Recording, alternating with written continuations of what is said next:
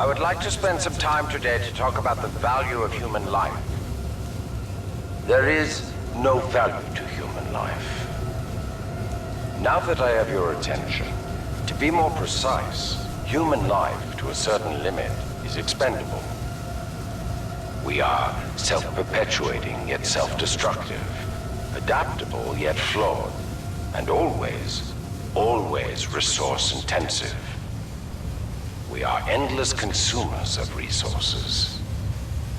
But most relevant to our research here is one undeniable fact, that human life is abundant.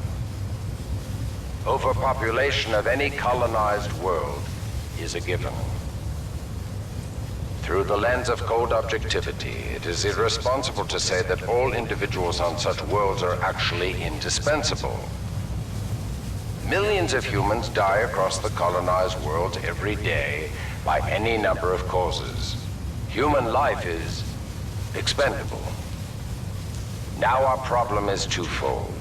On the one hand, we are faced with a hostile frontier populace opposed to our commercial pursuits for the greater good. And on the other hand, there is a never-ending cry for natural resources, demanded of us by the greater populations of the core systems. We must have order on the frontier if we are to achieve true progress, but the militia, in its provincial myopic lack of vision, refuses to accept this. Thus, we are at war. Now the bitter truth. Reinforcements from the core systems will not arrive for several more years. The militia gains strength day by day, taking back one planet after another. Our choices are limited. Drastic action must be taken.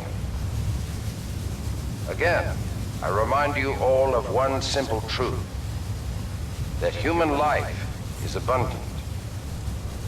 And, as distasteful as it may sound, human life is, in truth, expendable. And so that brings us to this planet Typhon, where we have discovered a gift, a machine that will do more than change the tide. Call it fate, call it evolution, call it what you will. The truth is, we have discovered our resolution, and in it lies a weapon with a powerful ability to fold space and time. We don't know who built it, but we do know that it is quite old. And most importantly, we have learned enough to bring it to life. As we use this fold weapon, we will manipulate space-time targeting anything we desire, sundering entire planets. Our restoration efforts in the mountains are nearly complete, but one task remains.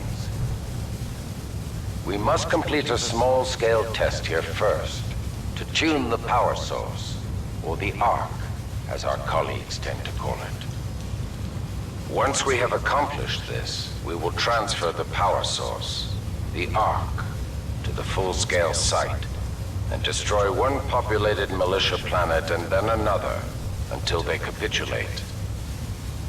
We will open an Einstein-Rosen bridge sending through thousands of concentrated gravitational waves. This will rip apart and sunder every molecule, every atom, and every living thing we target, resulting in total loss of life. But lest we lose sight of the bigger picture, remember those losses are ultimately replaceable by the inexorable march of human reproduction. By decisively neutralizing the militia forces, we will in fact safeguard the existence of the human race, extending its reach and power towards a prosperous and bright future.